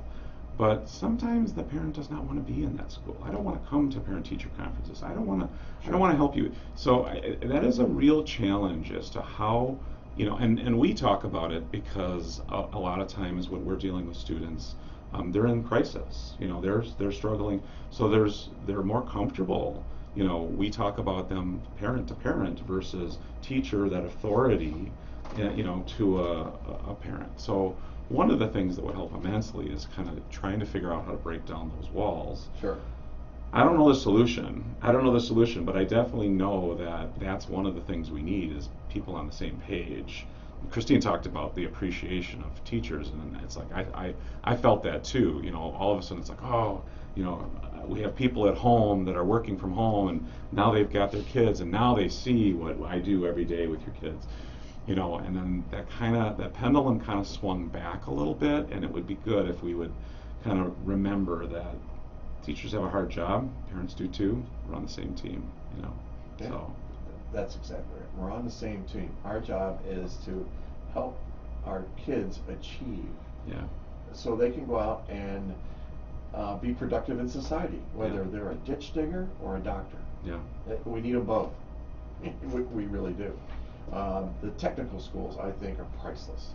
Mhm. I think that they get, what's the word? Sometimes they get disrespected. It's like, oh, you're going to tech school. Oh, yeah. Well, you know what? Those tech schools are really important. And I think they can set a basis that at a UW, at that level, a 4-year school, that may not be able to do initially because of the volume of that. Even the trades, though. I mean, we got to remember the trades. The trades are priceless. Mhm. Yeah, there's growth area there. There's need for that as we, I mean, I know just myself, just plumbers, electricians, very valuable, and there's learning there too, that it's not just in the traditional sense that you're learning. Right. But I know, again, speaking from just my personal experience with my son, he needed that technical. He needed a little more time Sure. to get ready, Mhm. and so he went on a slower track. He matured a little bit. Not every kid is ready by age 18. Sometimes Right. it takes a little longer. And that's okay. I think that's part of what you're saying about that we have to be comfortable with the idea it's okay if my kid took a few more years Right. to be ready for university, Sure. or whatever it is that they're going to do. So Ready for the next step. Right. Whatever that Yeah, is. that's right. Yeah, that's but right. that takes listening Mhm. and actually really being involved with your kid instead of just going to work, coming home, having dinner, sitting in front of the TV. It's that interaction side of it. Yeah. I probably would have done better in school if I hadn't started. I should have maybe gone to the military. Now, I had a swing scholarship. I was pushed. That's your next step. You're going to college, Yeah. And when I say pushed, I didn't have my mom and dad going, absolutely, you're doing this. But I had something where I could use it or lose it. And so, but I probably would have done better if I'd followed the same path that Alex did. Yeah. And we watched a young man that said to us, absolutely no way am I going to college. I'm done with this school stuff. And he says school crap, to be honest with you. And I said, okay, well, what's your plan? And he says, well, I kind of like that welding class I took. And I said, well, Alex, you know that you're a scuba diver too. There is things called underwater welding, and they make very good money. And so you can have a nice career doing that. Really? I said, oh yeah. In fact, there's a company out there that could really help you. It's called the NAVY, and they'll give you clothing. They're going to feed you while they're training you. They'll give your health care, everything. They'll take care of all your stuff as they're teaching you how to do underwater welding. And he's going, NAVY. And he's looking at me. I said, and remember, this is the kid that could take a stack, 4 or 5 numbers wide, 4 or 5 high, and go, boom, there's the, and he's going, I swear to you. He's going, NAVY. I said, well, your uncle was a part of it too. Now I'm just playing with him. He said, NAVY. I've never heard of it. I said, it's called the Navy. The Navy? He said, well, what uncle? I said, your Uncle Sam. Nice. So, but it got him interested in it. Yeah. And so the more we talked about it, he was into it. And what was really cool about it was we saw a young man change in 8 weeks. Yeah. We went down for graduation. Oh my gosh. We didn't know who the young man, the kid was sitting in front of us and following the rules and what he needed to do. And he was letting us know what he could and couldn't do. And like, hey, you're going to follow some rules here. Yeah. My longboarder's going to go video games. But it was a great transition for him. And after that, I was convinced every kid needs to go to the military. Yeah. And learn that structure. Yeah. And learn that accountability and responsibility and how to work with everybody together. Right? Show this. I've gotten good at that. You're good. So like we said, it's not always that push into the 4 years. We need that technical learning. We need those carpenters. Those guys are sharp, man, Yeah. I'm telling you. And it's a good living. Mm-hmm. It's a good living. We need nurses. We need 2-year nurses. We need them to go there and do that. Alex would make a great nurse, by the way. My son. I actually tried to push him to do that. Yeah. No, I don't want to do that, Dad. Okay. Now he's like, well, I'm thinking IT. No. That one I went, no. I said, right now, have you noticed how many layoffs of IT people there are? It's tough for IT right now. Right. Yeah. Well, I want to do IT security. I'm like, yeah, they're being fired. Yeah. What else do you want to do? He's got a cool job. I love talking about my kids. I have 2 sons, by the way. I never talk about the other one. That bugs the hell out of me. He's an electrician. But Alex, his company cleans the inside of water towers. Think about that. Let me hit you for a minute. They're cleaning the inside of the water tower that's holding your drinking water. Mm-hmm. Important. Why is it dirty? What made it dirty? It's sealed up, right? Yeah, that's a good question. I know. Yeah. There are 4 companies in the country that do that. Yeah. And so that's, yeah. You file that under things I never would have thought about. You know? Exactly. So- I did the same thing, but I'm proud of him. He's awesome. That's great. He's awesome. Got married about a year ago to a wonderful lady. But he values several of his teachers and coaches that he's had. And when he comes back here, comes home, he goes and makes sure he connects with some of those people. And Tim Bass, he calls him Bakes. Hey, Bakes. You know, big teacher, big. Ann Baranski, big influence on Alex's life. I mean, I could go right down the line. Stephanie Schoenberger, I was telling, who was like his 6th grade teacher. Yeah. Big push on this. So overcoming educational hurdles, sorry, one session at a time. We've kind of been talking about this. The process includes assessing. We've hit on that. Should we push on it a little bit more? Or? Well, I think, It's that consultation initially. Right, and I think too the thing that's a little different is that it doesn't have to be an A or a B or like a lot in school. Typically, that's the assessment. But an assessment may be, we talk about the goals. It could be something just those executive learning skills. So we want you to be more confident talking with teachers. We want you to be more confident putting together an email advocating for yourself. We want you to be able to not be so nervous about a test, for instance. So Right. these are, and then keeping score a little differently than an A, B, C kind of thing. But okay, we understand you're interested in test taking skills.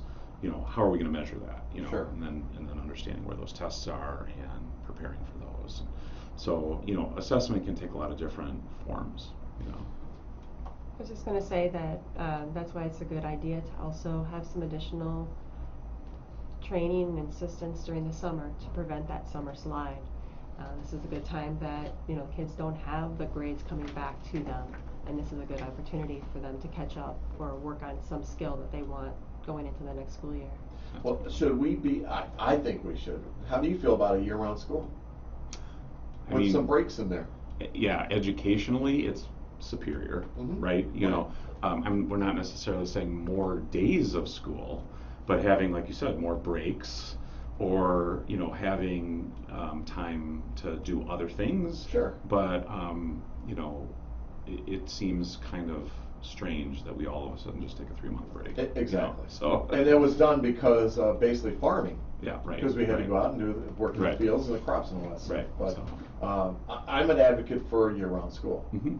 And the teachers need a break also, not just the students, but they need a break. But then again, if it's restructured, there's got to be a new system, because I think the system that's out there is just not.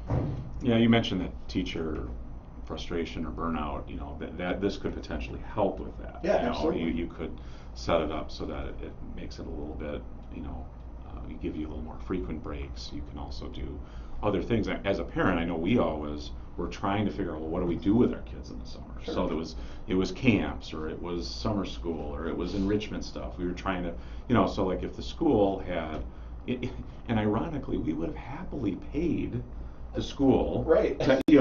But you couldn't because of that public-private kind of thing. So then we would go to a private company to watch our kids or whatnot. It just feels like it's a missed opportunity. Sure. Yeah. So I agree. So yeah, I mean, I think a lot of people are getting more comfortable with that idea of we do stuff in the summer, and so even our kids going off to college now, they advocate for like summer session, J term they call it in January. Yeah. So taking classes like one class to kind of graduate earlier, or maybe not stress yourself as much during the school year. So there's a little bit more creativity, I think, at the university level that maybe would be great if that trickled down a little bit. So. I actually wrote a paper in college about how college is a business. It sure is. Because we had to take stupid classes. Sure. Why do we have to take a literature class to say, or something like that, and it's a business. It is a business. And Tom Williams, who was my marketing professor, I got an A on it, and I wish I could find that paper. Oh my gosh, I threw it out with all that other stuff. If I'd put it with my T-shirts that I had back then, they'd be still sitting on the shelf. Right. I can't wear them, but they're Bob Seger, Springsteen, all those band so you got to turn them into a quilt. Oh, I'm not gonna sew.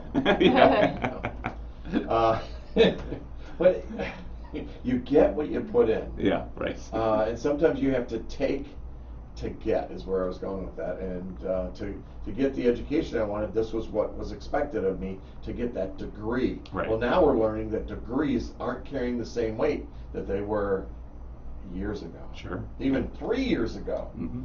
And it's more that learning experience. Yeah.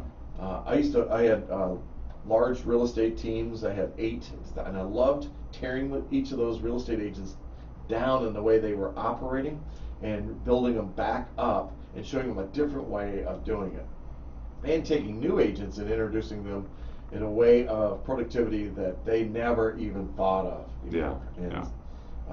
But I love that coaching side and teaching side at the same time. But the education system is messed up. I don't care if it's college or primary, secondaries. I mean, we got to look at it. We got to do something about it. I mean, the one way to say it is, if you were going to start fresh, this is not what you would design. Right. So exactly. you'd shake the Etch-a-Sketch and you'd start with something different. Right. But it's hard once it's in place to change it. Yeah. And it's also hard too. Again, I'll reference being a former teacher. One of the biggest, the parents pull you back to, how many times have we heard, this is not the way I was taught. Right. Exactly. So, if you try a new technique or you try something new, then, the parent, like, I can't help my kid. So it's challenging to make change. And, but yeah, you're right. It's not the way you would design it if you were starting from scratch, for sure. No, Yeah. healthcare is the same way. Healthcare's That's the what I same spent way. most of my life in, Mhm. and I would blow that sucker up and start all over, because it does not work. That is an even harder one. Yeah. So The socialized medicine called Medicare and Medicaid is just not working.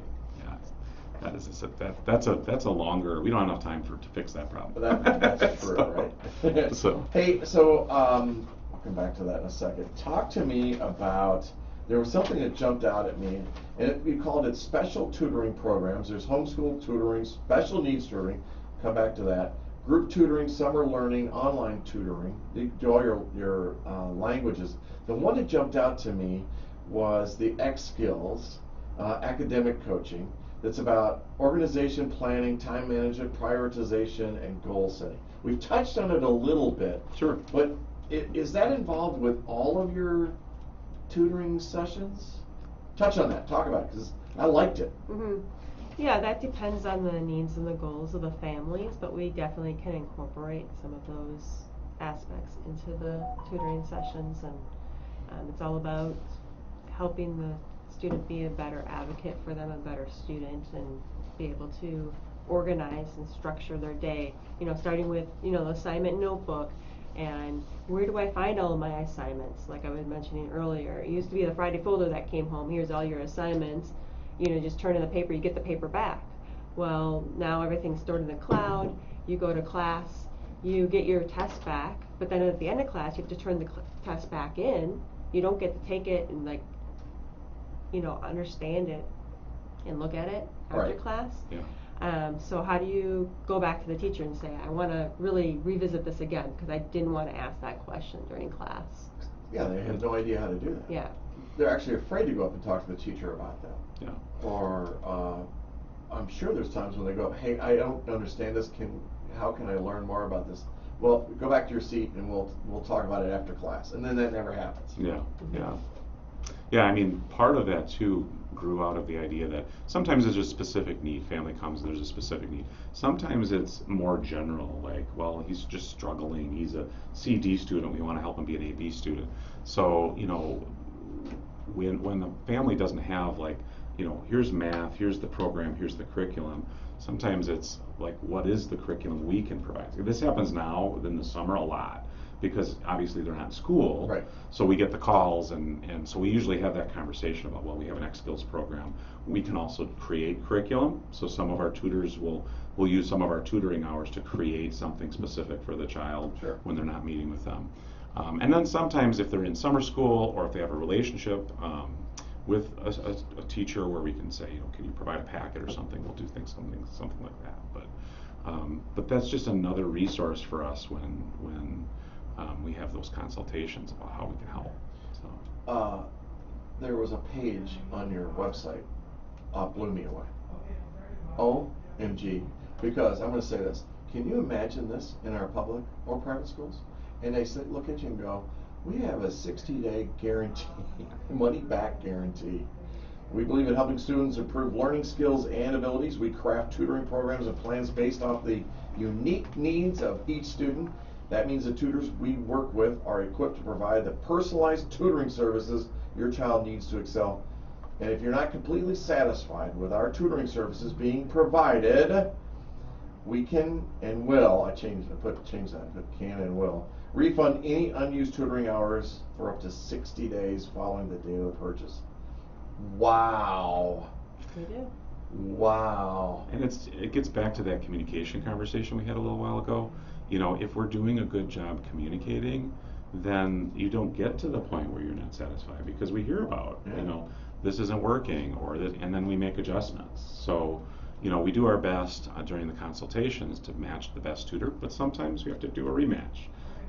We identify what lights up the kid to try to make that connection, but if we need to do something else, we can do that. So if you're communicating, I'm proud of the fact that we've never had to use that, because even though it's there and it gives families comfort that it's there, if we do our job, it shouldn't be something that we ever have to do. But by all means, they can reach out to us and feel confident that they should walk away feeling like this is a good value for them.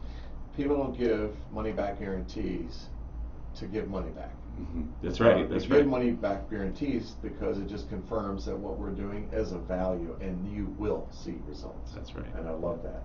If you're listening right now, we're talking with Christine and Andrew Romagna, and Tutordoctor is the name of their company, and you can find them at tutordoctor.com/sun-prairie. You can contact them at 608-351-3027, correct? Mm-hmm. You looked at Andrew, Christine, don't you? I know. Well, I have your this is my number? business phone number. It's like, just push it in the phone and it just dials it, right? And if you've got something going on in your life, there's so many things that they do. Like I said, I got 7 pages of notes here. I think it was 6, but I need to work on my accounting. Can you help with that? We can help you with a tutor. Yeah, tutoring for elementary students, middle school, high school, university, adult tutoring. That's what I want you to know about, especially math, English, science, biology, chemistry, and physics. I loved physics. I was a business major with a physics class. I love physics. I love to know how things work. Yeah, I tear things apart. Sometimes I can't get them back together again. I don't know why I have extra parts when I'm done, but so they can even help with ACT prep, SAT, PSAT, AP exams, guys. Teaching people how to take tests, how to prepare for them. There is a strategy for test taking. Free online practice exams, SAT, ACT for Canadian students, eh? Don't you know? Free professional entrance exams, private school administration, and GDP prep. Nice job. The homeschool tutoring, love that. Special needs tutoring, that's amazing. You have group tutoring, wow. Bring the donuts. That's right, small group, you know, Yeah. we've got, and just to highlight homeschool tutoring too, we have a lot of homeschool families. So a lot of times when you have homeschool students, they're looking to supplement because they don't have an expert in a certain area. Sure. So they reach out and we're happy to help. We love that. They have some Facebook groups that we're on as well. So there's some local chapters that do homeschooling. So happy to talk with them and help them. So. You have summer learning, which is still available. Mm-hmm. And so you can go onto the website, and again, at tutordoctor.com/sun-prairie. If you get to Sun Prairie, go to Tutor Doctor, look up the area, and it'll pop up, and that's what will be there. But you still have time for summer learning, and of course, online tutoring is there. Have I forgotten anything today?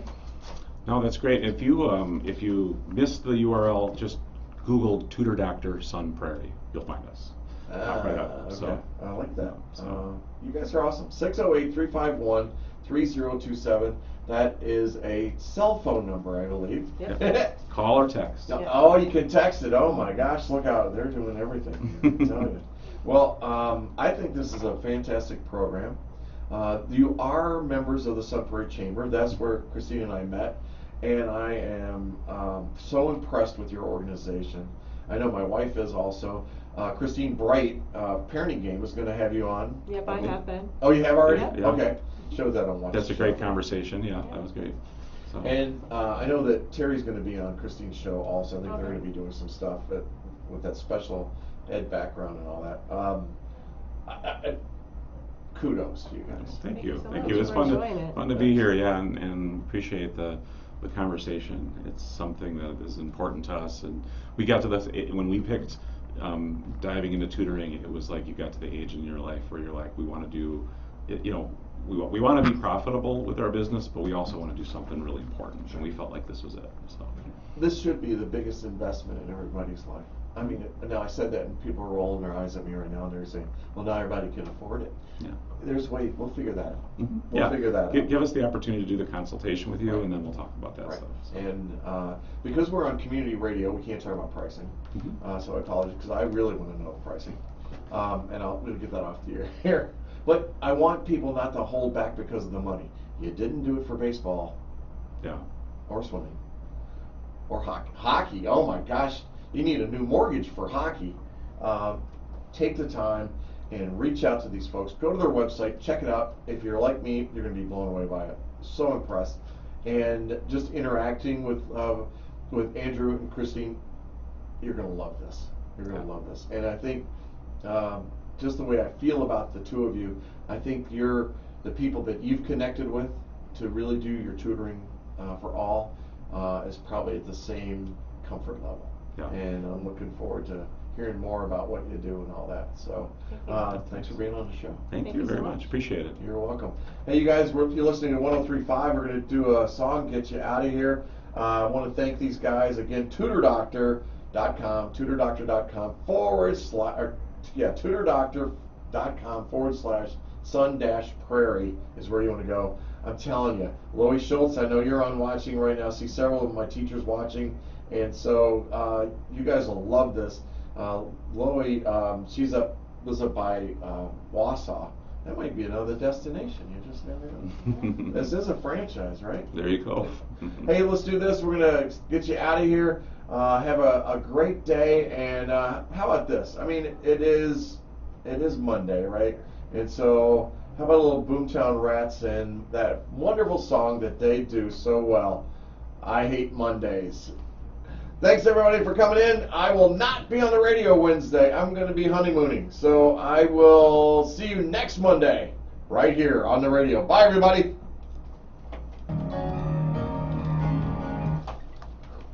Fun. Thank All you. right, thank you so much. 2 hours. Yeah, that's Went good. by just like that, huh? Yeah, that's great. It did, really. Well, I hope that worked for you. Yeah, and I you know, we'll when you share back the different links and stuff, we'll put it on the socials and kind of do that stuff and promote it.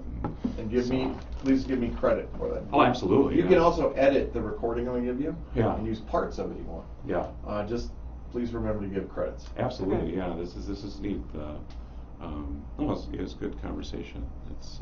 You're welcome to come back anytime. You're also welcome to invite yourself. Say, hey, I've got something I want to talk about. Okay. Oh, that's a cool idea. Yeah. Yeah, that's cool. Yeah. Yeah, I mean it's a really neat business. So I'm glad. You know, the other thing too is that it's all Sun Prairie people. So tutors, and you know, we do actually. I should say we do service the surrounding areas. So DeForest. So we have Cottage Grove. Uh-huh. You know, so we have some tutors from those areas too. So That's okay.